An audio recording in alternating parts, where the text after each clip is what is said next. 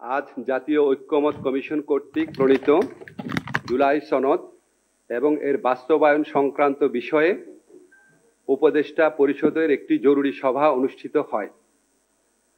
সভায় সংস্কার বিষয়ে ঐক্যমত স্থাপনের প্রচেষ্টার জন্য এবং বহু বিষয়ে ঐক্যমত প্রতিষ্ঠার জন্য জাতীয় ঐক্যমত্য কমিশন ও রাজনৈতিক দলগুলোর প্রতি ধন্যবাদ জ্ঞাপন করা হয়।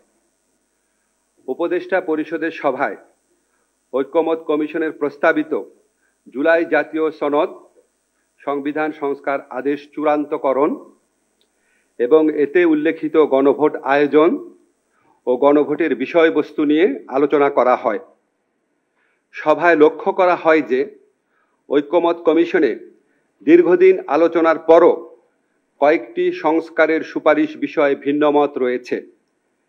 এছাড়া গণভোট কবে অনুষ্ঠিত হবে এবং এর বিষয়বস্তু কি হবে এসব প্রশ্নে রাজনৈতিক দলগুলোর মধ্যে যে মতভেদ দেখা দিয়েছে সেজন্য সভায় উদ্বেগ প্রকাশ করা হয়। এই প্রেক্ষিতে গণভোটের সময় কখন হবে, মানে গণভোট কবে অনুষ্ঠিত হবে, গণভোটের বিষয়বস্তু কি হবে, জুলাই সনদে বর্ণিত ভিন্নমতগুলো প্রসঙ্গে কি পদক্ষেপ নেওয়া হবে তা নিয়ে ঐক্যমত কমিশনের প্রস্তাবগুলোর আলোকে জরুরি ভিত্তিতে চূড়ান্ত সিদ্ধান্ত গ্রহণ করা প্রয়োজন বলে সভা অভিমত ব্যক্ত করে।